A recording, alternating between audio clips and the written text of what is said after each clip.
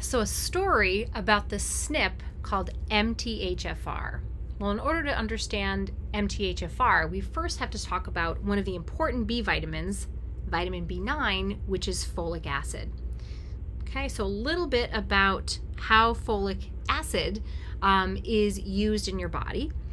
So, folic acid, which is again vitamin B9, needs to be converted into a bioavailable form, and there's a few steps for this process.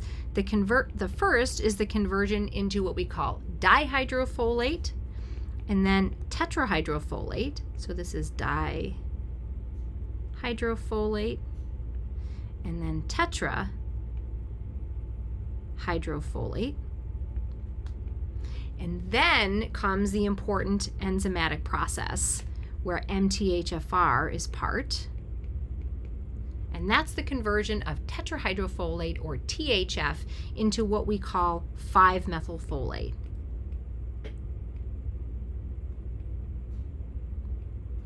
And why this is important is this is the bioavailable form of vitamin B9. So this is what is bioavailable. So a lot of times we're going to talk about things that, there might be a certain vitamin or a certain macronutrient or something that you may consume in your diet, but it needs to undergo further conversion before it's available in a bioavailable form. So we'll talk from time to time about what that is. Well, so that's how we make the bioavailable form of vitamin B9, methylfolate. And we need MTHFR to do that. So again, this is the enzyme that's responsible for that. So let's address a few questions here. So why do we need, methylfolate in the first place? So why do we need methylfolate? Well, at the end of the day, methylfolate is a methylating agent. So it's going to be adding CH3 groups to lots of different molecules. So let's talk about a few of those things that we're going to see, and then we'll talk about what happens if you're MTHFR deficient, and specifically with these different pieces, what that might mean. Well, methionine is actually an amino acid that needs a methyl group added to it in order to sort of make it active. And we'll talk about this in just a second, but homocysteine is converted into methionine by the addition of a methyl group. So we're going to have methionine metabolism.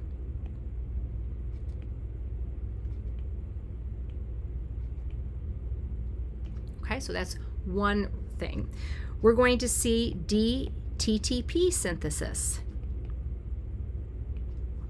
So the nucleotide T, which has the U sort of counterpart, the difference between T and U is just a methyl group. So U is converted into T by the addition of a methyl group, and methylfolate is the methylating agent that's needed for that. We also have neurotransmitter synthesis.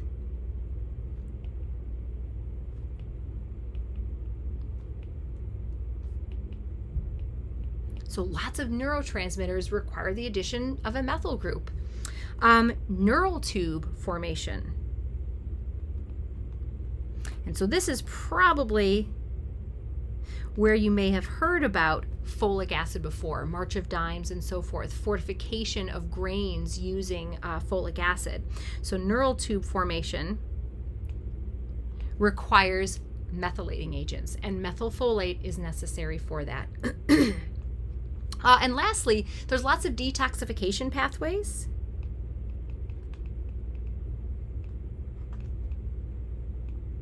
That require a methylating agent. And especially, this is relevant for mercury detoxification. So mercury, again, not a good thing to have in your body, but methylfolate is really key for kind of mitigating that process. Okay, so there's some good reasons about why we need methylfolate. So the question is, what if you are MTHFR deficient? So what if you are MTHFR deficient? And we should highlight that about 30% of the population has at least one MTHFR SNP that makes you partially MTHFR deficient. There's actually 2 SNPs that are related to the MTHFR gene.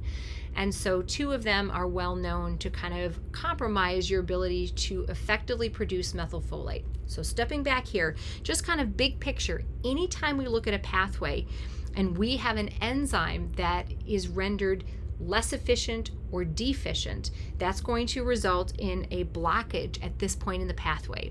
So what that's going to mean is things upstream of the pathway are going to be able to build up, and things downstream of the pathway are going to be low in concentration.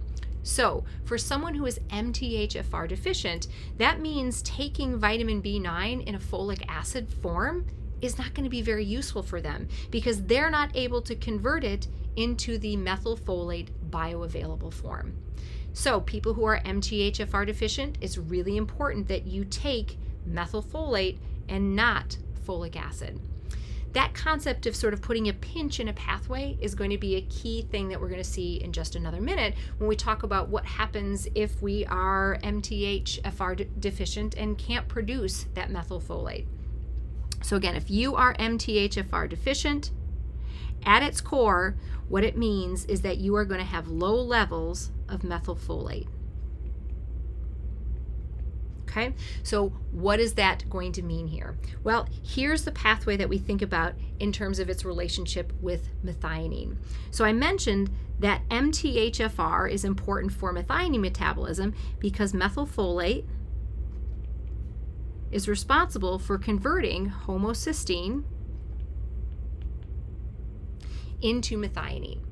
So homocysteine gets converted into methionine using methylfolate. Methylfolate is the methyl donor to convert homocysteine into methionine. And once you look at and learn your amino acid structures and you look at the structure of methionine, it's got a thiomethyl group at the end. So that methyl group is added by methylfolate. So let's see if this pathway makes sense. If we pinch this pathway here because we don't have sufficient amounts of methylfolate, because we are MTHFR deficient, that means we are going to have elevated levels of homocysteine and insufficient levels of methionine.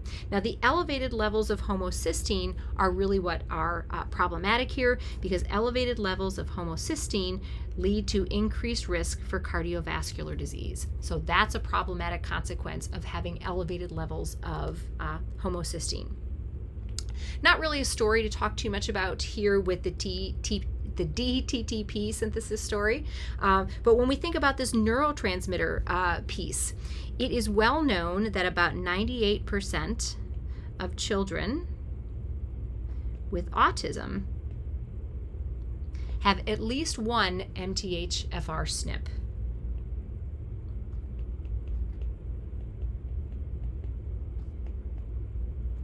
So, logic would say MTHFR deficiency, you have low levels of methylfolate, you're not able to produce sufficient levels of neurotransmitters, and that can have significant neurological effects. We also see increases in some neurological disorders. Neural tube formation, if we kind of take this along, we're going to see that if you are MTHFR deficient and you're not taking methylfolate, you're taking folic acid, we're going to have increased risk for neural tube birth defects.